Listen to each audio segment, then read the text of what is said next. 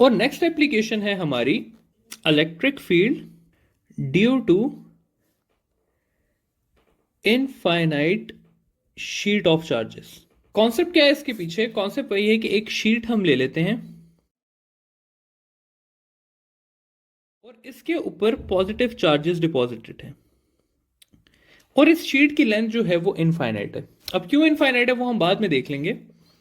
اور اس شیٹ کی وجہ سے باہر فلکس جا رہا ہے اور الیکٹرک فیلڈ بن رہی ہے. ہم نے بیسیکلی وہ الیکٹرک فیلڈ فائنڈ کرنی ہے کہ وہ الیکٹرک فیلڈ کتنی ہے. اچھا اگین آپ کو میں پہلے بھی یہ کانسیپٹ بتا چکا ہوں کہ ہم ایسے فائنڈ ہی نہیں کر سکتے, ہمیں سب سے پہلے گوشین سرفیس چاہیے.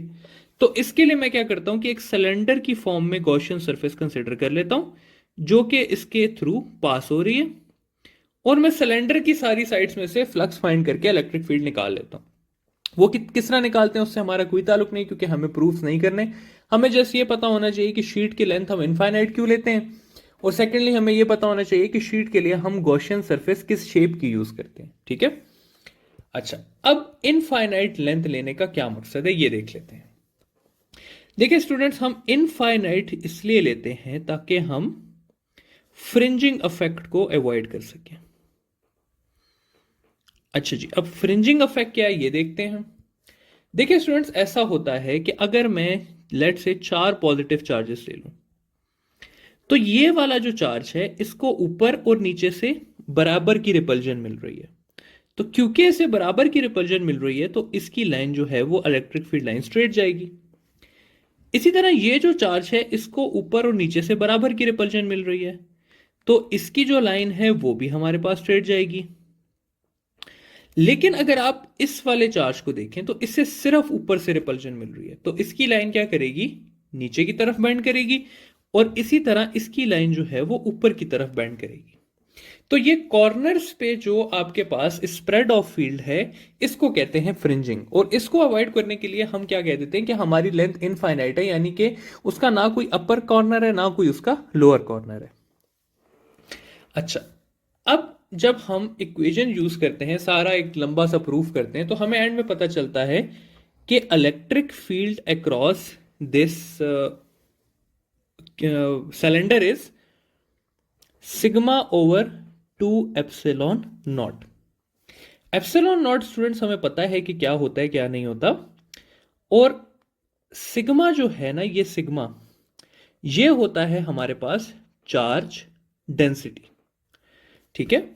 چارج ڈینسٹی کس کے ایکول ہوتی ہے؟ چارج ڈینسٹی ہمارے پاس ایکول ہوتی ہے Q اوور A کے, یعنی کہ چارج پر یونٹ ایریا. اور جب یہ میں اس ایکویژن میں ڈالتا ہوں تو الیکٹرک فیلڈ کی جو سیکنڈ ایکویژن آتی ہے میرے پاس وہ آتی ہے Q by 2A E not. تو الیکٹرک فیلڈ اکراس جو انفائنائٹ شیٹ آف چارجز ہے یا produce due to infinite sheet of charges ہے وہ یا یہ اوپر والی ایکویژن ہے یا یہ نیچے والی ایکویژن ہے.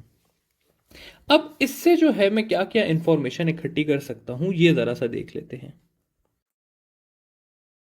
سب سے پہلی چیز جو اس سے ہمیں ملتی ہے اسٹوڈنٹس وہ ہمیں یہ ملتی ہے کہ ہم E کا Q کے ساتھ ریلیشن نکالتے ہیں کہ اگر میں چارج کو 2 ٹائمز کروں گا تو الیکٹرک فیلڈ کتنی ہوگی.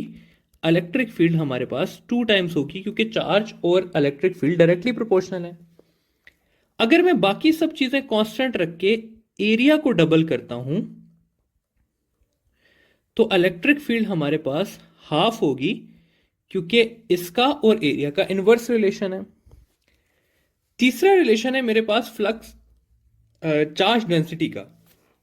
تو اگر میں چارج ڈینسٹی کو 2 ٹائمز کرتا ہوں تو الیکٹرک فیلڈ جو ہے وہ میرے پاس ڈبل ہوگی. اور فائنلی میڈیم سے ریلیشن ہے تو اس ایکویژن کو میں ایسے بھی لکھ سکتا ہوں کہ Q divided by 2A E not E R, یعنی کہ اگر میں میڈیم لاتا ہوں تو یہ ایکویژن اس طرح سے چینج ہو جائے گی. ہم نے پچھلے بھی سارے ٹاپکس میں پڑھا ہے. تو ER کے ساتھ اس کا کیا ریلیشن ہے؟ انورس. تو اگر میں کوئی بھی ڈائی الیکٹرک لاتا ہوں تو ڈائی الیکٹرک کے لانے سے ER کی ویلیو زیادہ ہوگی جس کی وجہ سے الیکٹرک فیلڈ کی ویلیو کیا ہوگی؟ کم ہوگی. تو یہ سارے کے سارے ریلیشنز ہیں آپ کے پاس الیکٹرک فیلڈ کے اس 2 ایکویژن سے. اب اسی کو مد نظر رکھتے ہوئے ہم اس کے ذرا کچھ سوال کرتے ہیں جس سے آپ کو زیادہ کلیئر اندازہ ہو جائے گا کہ کس طرح سے ہم نے اس کو یوز کرنا ہے. سوالوں کی طرف چلتے ہیں. سب سے پہلا جو اس کا کانسیپٹ ہے آپ کے پاس وہ آ جاتا ہے کہ میں آئیڈینٹیکل شیٹ کو ایڈ کرتا ہوں اور میں کہتا ہوں کہ الیکٹرک فیلڈ کتنے ٹائمز ہوگی. سوال کیا ہے؟ سوال اس طرح سے ہے کہ میرے پاس ایک شیٹ ہے چارجز کی اور اس کی الیکٹرک فیلڈ ای ہے. میں اب کیا کرتا ہوں کہ اس کے ساتھ ایسی ہی ایک اور شیٹ لگا دیتا ہوں، یعنی کہ یہ ایک شیٹ تھی، اب میں اس کے ساتھ سملرلی ایک اور شیٹ لگا دیتا ہوں. ٹھیک ہے، تو آئیڈینٹیکل شیٹ ہم نے کیا کی ہے؟ ایڈ کی ہے. اور میں پوچھتا ہوں کہ اب اس کی نیو الیکٹرک فیلڈ کتنی ہوگی. یہ آپ کا پہلا سوال ہے.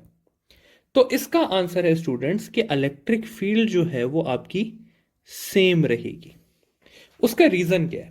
اس کا ریزن یہ کہ دیکھیں، جب آپ نے آئیڈینٹیکل شیٹ ایڈ کی تو آپ نے چارج کو کتنے ٹائمز کیا؟ 2 ٹائمز کیا. لیکن آپ نے ایریا کو بھی کتنا کر دیا؟ 2 ٹائمز کر دیا. اور کیونکہ الیکٹرک فیلڈ ہوتی ہے آپ کے پاس Q/2AE0، تو جب آپ نے نیومینیٹر کو بھی 2 کر دیا، آپ نے ڈینومینیٹر کو بھی 2 کر دیا، تو یہ آپس میں کینسل ہو جائیں گے اور الیکٹرک فیلڈ آپ کے پاس کیا رہے گی؟ انچینجڈ رہے گی.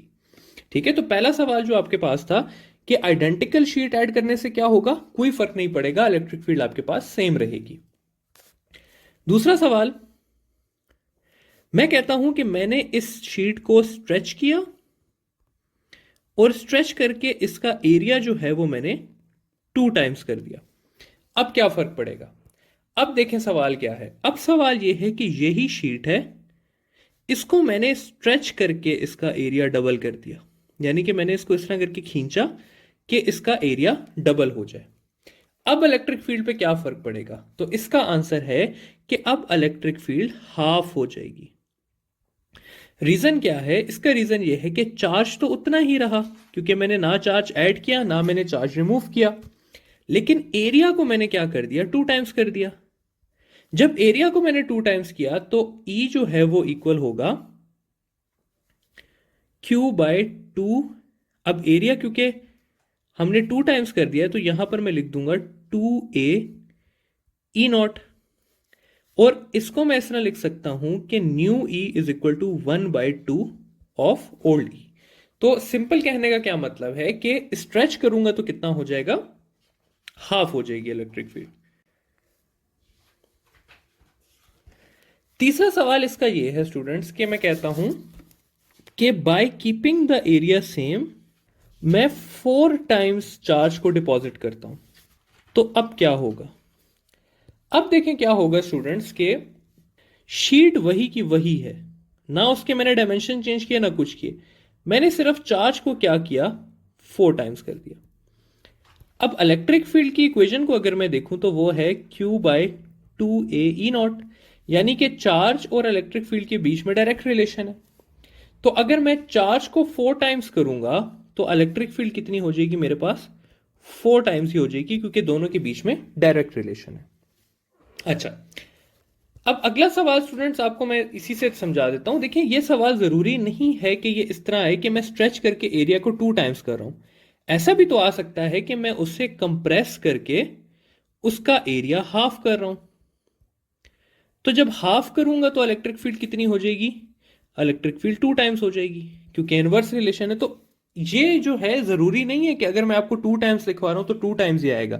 یہ میں آپ کو جسٹ بتا رہا ہوں کہ چارج زیادہ کرنے سے کیا ہوتا ہے، ایریا زیادہ کرنے سے کیا ہوتا ہے، اینڈ سو آن. اگلا سوال میں آپ لوگوں سے یہ کرتا ہوں کہ اس شیٹ کے سامنے میں ایک ڈائی الیکٹرک رکھتا ہوں جس کا ڈائی الیکٹرک کانسٹنٹ جو ہے وہ 2 کے ایکول ہے. تو اب الیکٹرک فیلڈ کتنی ہو جائے گی؟ دیکھیں، اب میڈیم کی بات آ گئی تو میڈیم والی جو ای کی ایکویشن ہے وہ کیا ہے؟ Q/2AE0ER. اس نے ہمیں کہا ہے کہ ER 2 کے ایکول ہے، تو الیکٹرک فیلڈ کس کے ایکول ہو جائے گی؟ الیکٹرک فیلڈ ہو جائے گی ہاف آف اوریجنل ای کے، کیونکہ ER کی ویلیو کیا ہے؟ 2E ہے. تو اس طرح کے سوال آپ ایکسپیکٹ کر سکتے ہیں شیٹ آف چارجز سے ریلیٹڈ. آگے جاتے ہیں، اپنی نیکسٹ اپلیکیشن کو پڑھتے ہیں اب، جو آخری اپلیکیشن ہے گاؤسس لاء کی.